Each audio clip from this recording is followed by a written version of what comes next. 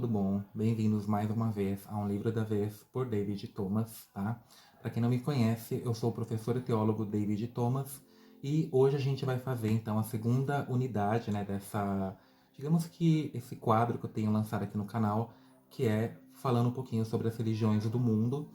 E eu não poderia deixar de ser um pouco egoísta nesse sentido e começar pela minha, que é o Wicca. Então, na aula passada, caso você não tenha visto o vídeo, eu vou deixar linkado aqui em cima. Eu falei sobre, na verdade, o culto à deusa na pré-história. E hoje, nessa segunda unidade, a gente vai conversar um pouquinho sobre esse culto à deusa na antiguidade, tá? Mas antes de começar o vídeo, eu vou deixar aqui embaixo o link de todas as minhas redes sociais, Instagram, Facebook e Scooby. A segunda etapa, né, da nossa jornada rumo ao conhecimento da Wicca, da bruxaria e ao culto à deusa. Então, como eu falei para vocês na primeira aula, a gente não tem como falar da Wicca, né, em si, sem fazer um resgate histórico bem antigo, e quando eu falo antigo, é antigo mesmo, bem lá na pré-história. Tá? A primeira pergunta que a gente tem que fazer, se a gente estudou o culto à deusa na antiguidade, na pré-história e agora a gente vai entrar na antiguidade, historicamente falando, o que divide um período do outro, né? Quando que o período da história deixa de ser uma pré-história, ou seja, não havia história ainda, né, história propriamente dita, e quando passa a ser escrita a história? O que divide? É exatamente isso que eu acabei de falar. A gente vai ter então essa divisão, esse marco que vai dividir a pré-história da antiguidade a partir do momento que o homem passa a desenvolver a escrita, né? Então a gente vai ter primeiramente os sumérios lá 3.500 anos antes de Cristo desenvolvendo essa escrita feita na argila, enfim, mas já é uma forma de escrita. Então a partir desse momento a gente já vai ter o período histórico da antiguidade, saímos da pré-história. O homem deixou de ser aquele homem das cavernas. Então nesse momento da história a gente vai ter uma representação, na verdade a gente vai ter diversas representações da deusa e também do deus, né, que vão variar de acordo com cada povo. Cada povo vai representar a deusa e o deus de acordo com as características que mais valorizava, vai honrá-los de formas diferenciadas, mas sempre serão deuses associados às forças da natureza, né? A mulher geralmente a terra e o homem, né, a força masculina, ao elemento sol. E a gente vai ter aqui também, digamos que agora, qualidades eu falo, são diversas manifestações diferentes, né? Não é somente uma manifestação, um aspecto da deusa, assim, diversas manifestações diferentes dentro do mesmo panteão, né? Então a gente vai ter a deusa, digamos que representada em diversos espelhos diferentes, assim, mas sendo uma única deusa. Se você é da Wicca, né, eu acho que não tem como uma pessoa ser da Wicca ou, no mínimo, não conhecer as Brumas de Avalon. Tem uma fala da sacerdotisa Viviane que ela repete o tempo todo, né? Que todas as deusas são uma só deusa e todos os deuses são um só Deus, né?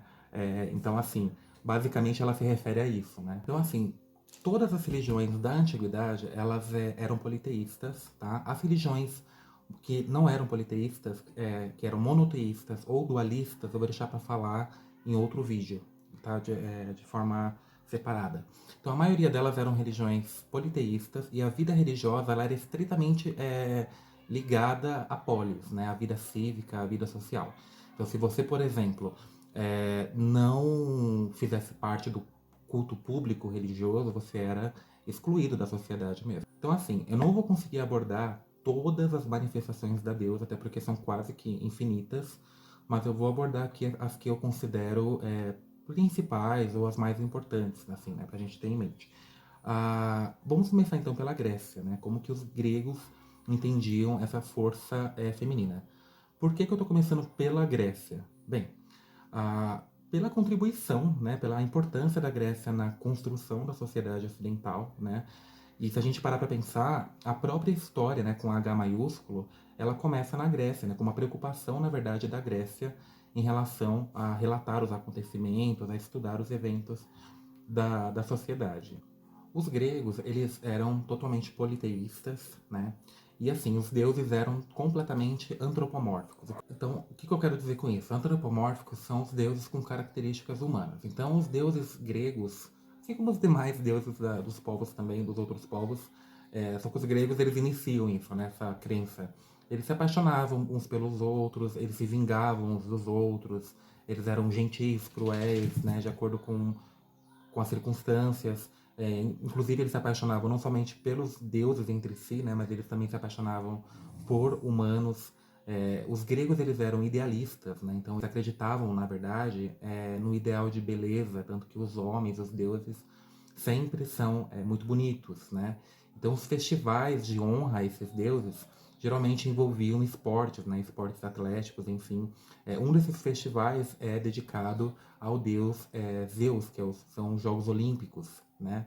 Então, os Jogos Olímpicos era uma forma de se venerar o deus Zeus, que era filho de Reia, Reia que era filha de Urano com Gaia. Gaia vai ser, então, uma das eu acho que a principal, na minha concepção, manifestação dessa mãe natureza, mãe terra, né, na antiguidade.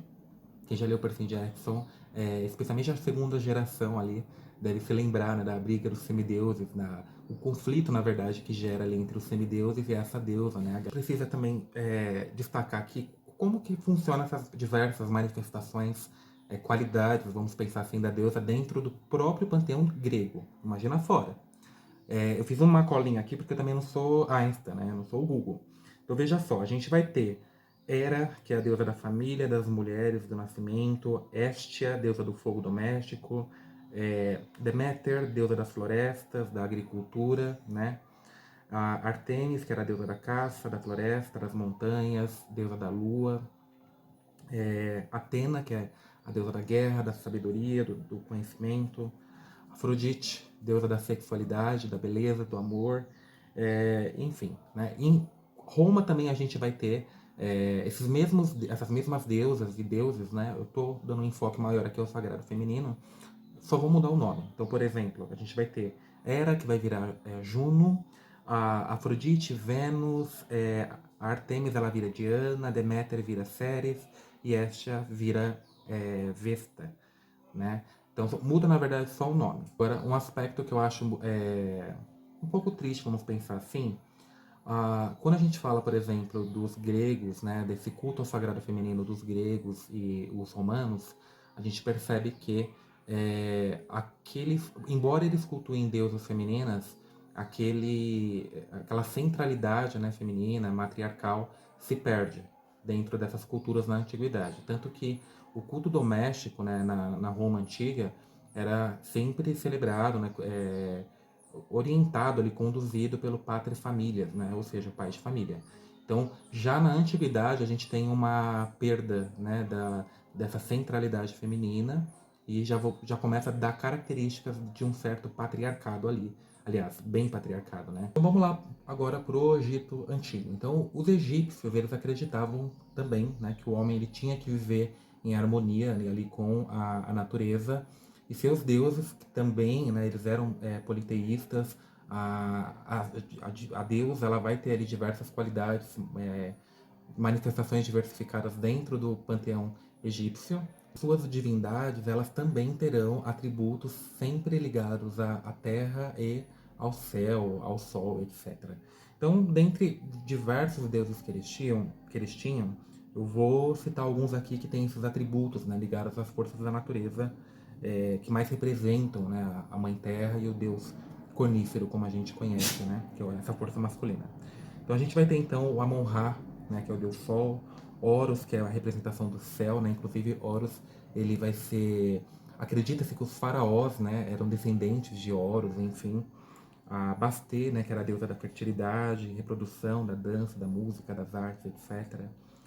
Hathor, eu nunca sei falar o nome dessa deusa direito, não sei se é Hathor ou Hathor, que era a deusa do amor, da beleza. Ela desempenha quase que o mesmo papel ali que Afrodite no panteão grego, né, e Vênus no panteão romano.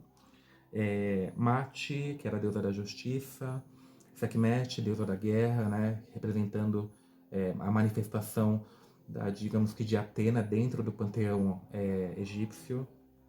Então os faraós ali eles são considerados, né, a reencarnação, digamos, a reencarnação não, eles são considerados descendentes, na verdade, de Horus, né? Enfim, agora, assim, essa é uma das manifestações que eu acho a principal, né? Vamos lá para os assírios, tá? A gente vai ter então uma deusa muito antiga, que vai, digamos que, representar muito bem a Gaia, né, na mitologia grega, que é a deusa Acerá, né, Acera, acho que é Acerá, né, Oxítona. Essa deusa, ela é uma deusa terra, né, uma mãe terra cananita. E a gente vai ter, então, alguns fatos aqui muito interessantes de se observar. Um desses fatos é que essa deusa, o consorte dela era o deus Anu, que era o deus céu, só que ela também vai ser venerada junto com Javé. Né? E para quem não sabe, Javé é o deus de Judá, né? O deus de Jerusalém, o deus bíblico como a gente conhece. Esse é um fato histórico muito interessante de se observar, porque muitos historiadores, especialmente historiadores cristãos, desconsideram esse fato. Tá? A deusa Será, ela se encontra em registros, inclusive no Alcorão, para vocês terem ideia, e na Bíblia Sagrada. O meu Alcorão está lá em cima, eu não vou conseguir pegar agora, mas na Bíblia Sagrada eu consigo dar para vocês dar uma lida aqui, ó. Então, vamos lá, quem tiver a Bíblia aí pode ler junto comigo, tá? Em Jeremias, capítulo 7, versículo 18. Vejam só. Os filhos apanham a lenha, e os pais acendem o fogo, e as mães amassam a farinha, para fazerem bolos à deusa chamada Rainha dos Céus, e oferecem libações a outros deuses, para provocarem a ira. Então aqui, essa deusa, né, essa rainha dos céus aqui, que se encontra no livro de Jeremias, nada mais é do que a deusa Aserá, né? Então esse é um fato histórico que geralmente os historiadores cristãos ignoram. Então o deus cristão, né, que todo mundo fala ali, que é um deus que sempre foi cultuado de forma única, ele mesmo exige culto único, né, de acordo com os 10 mandamentos, ele é um deus que ele foi sim cultuado digamos, com uma esposa, né? Ele foi cultuado como uma consorte, inclusive pelos próprios hebreus, né? Até ele ser cultuado de forma única. E você tem também, né, essa característica totalmente antropomórfica atribuída ao deus Javé, né? Eu fiz uma leitura bíblica o ano passado não, 2020, eu li a Bíblia e eu vou até deixar meu link, linkado aqui em cima, né? A playlist de alguns textos que eu trouxe aqui para o canal, tá? E você vê desde Gênesis até Apocalipse esse Deus totalmente antropomórfico. Não é uma característica unicamente de Javé, né? Pelo contrário, todos os deuses, quando a gente para estudar um pouquinho sobre eles, a gente vê que eles têm características muito humanas e às vezes até mais que a gente, né? Só que eu gosto de sempre enfatizar isso porque os cristãos, enfim, eles se esquecem ou fingem se esquecer desse fato, né? Desses dois fatos, na verdade, que ele tem características antropomórficas e que ele já foi cultuado junto com uma outra deusa, né? Ele não nasceu ali do monoteísmo somente, só ele, enfim. Ele já foi cultuado como uma outra deusa também. Então são dois fatos bem interessantes. O terceiro fato que eu até mencionei aqui, né, já na antiguidade a gente consegue perceber que a mulher, embora ela tenha sido cultuada, o sagrado feminino tenha sido cultuado dentro das religiões politeístas, enfim, da antiguidade, a gente percebe que desde a antiguidade a mulher ela começa a perder essa centralidade em diversos espaços e esferas sociais, né? Então é um pouco contraditório? Né? Mas assim, é o que de fato acontece. Então, a gente vai ter isso em Roma, a gente vai ter isso na Grécia, diversos outros povos. Vai se acentuar um pouco, né, essa perda de centralidade na próxima aula, que vai ser o culto à deusa na Idade Média. Então, assim, ali realmente se perde total. A mulher perde, né, a sua... Inclusive, ela é associada ao pecado, né? Que a gente vai falar um pouco sobre essa associação da mulher ao pecado. Mas não foi essa perda, né, dessa importância do sagrado feminino, não foi uma construção do cristianismo, né? Porque a gente está falando aqui da antiguidade, não estamos nem mencionando o cristianismo ainda. Então, isso aí é uma coisa que já vem lá daqueles povos que já eram politeístas e mesmo assim começaram a ver a mulher, o feminino, com não tanta importância assim, né? Tanto que você tem ali no Egito, para ser faraó tinha que ser homem, né? Mas assim, você vai ter isso nos gregos, etc. Mas enfim, né? Vamos cada tempo seu tempo. Na próxima aula a gente conversa um pouquinho sobre esse culto a deusa na Idade Média, tá bom? É isso, gente. Muito obrigado. Até a próxima e até mais.